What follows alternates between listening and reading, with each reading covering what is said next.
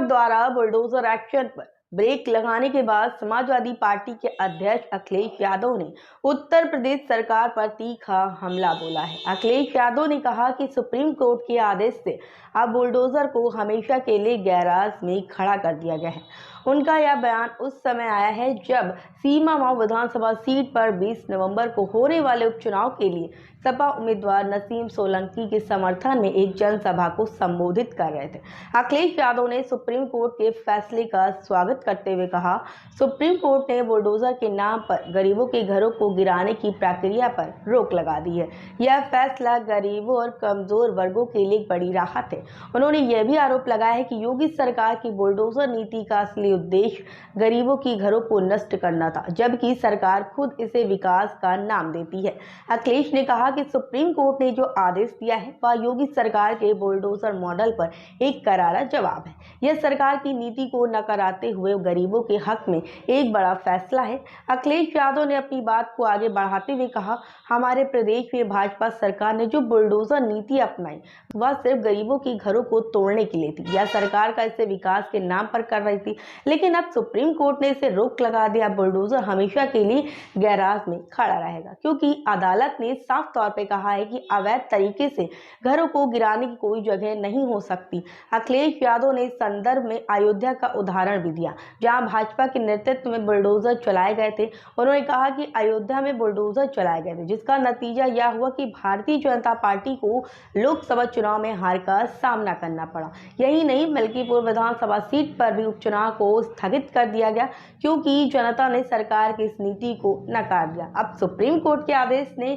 इसे और भी स्पष्ट कर दिया है कि बुलडोजर के जरिए गरीबों को निशाना बनाना गलत है। सुप्रीम कोर्ट के इस फैसले को लेकर अखिलेश ने कहा कि यह सिर्फ एक कानूनी फैसला नहीं है, बल्कि यह न्याय की जीत भी है। जब किसी सरकार ने अपने अधिकारों का दुरुपयोग करते हुए कमजोर वर्गों को निशाना बनाया है तो सुप्रीम कोर्ट ने इस पर ब्रेक लगाया है। अब यह सरकार इस बात को समझाने की बुलडोजर चलाकर किसी का घर तोड़ने से कोई समाधान नहीं मिलेगा। उन्होंने सरकार की नीतियों पर कटाक्ष करते हुए कहा कि भाजपा ने अपनी सरकार को बुलडोजर की राजनीति के जरिए एक मॉडल के रूप में पेश किया था, लेकिन सुप्रीम कोर्ट ने अब इसे पूरी तरह से नकार दिया है और यह निर्णय योगी सरकार के लिए एक बड़ा झटका है। अखिलेश यादव ने आगे कहा है कि यह फैसला उन लोगों के लिए एक संदेश है जो मानते थे कि सत्ता के बल पर कुछ भी किया जा सकता है। आपको बता दें, सुप्रीम कोर्ट ने स्पष्ट कर दिया है कि कोई भी अवैध कार्य नहीं चलेगा, चाहे वह कितनी भी बड़ी सरकार क्यों ना हो।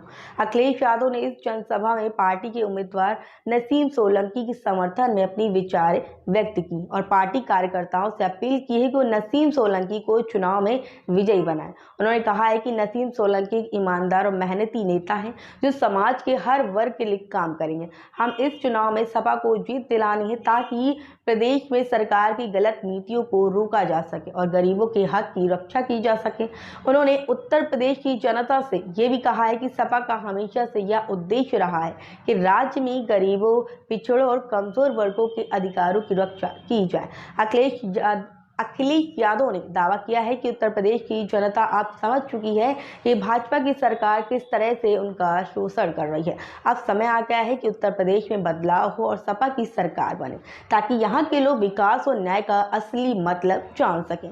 अखिलेश यादव ने इस जनसभा में अपने विरोधियों पर निशाना साधते हुए कहा कि भाजपा सरकार ने न केवल बुलडोजर के जरिए गरीबों के घरों को तोड़ा है, बल्कि राज्य में कानून व्यवस्था की स्थिति को भी बिगाड़ दिया है। उनका कहना है कि अगर भाजपा सरकार इतनी मजबूत होती तो आज उसे सुप्रीम कोर्ट से यह आदेश ना मिलता।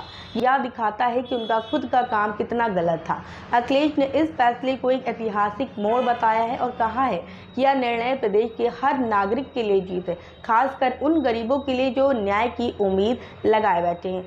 हम बस इस फैसले को स्वागत करते हैं और इससे साबित होता है कि लोकतंत्र में सर्वोच्च न्यायालय की भूमिका कितनी महत्वपूर्ण है।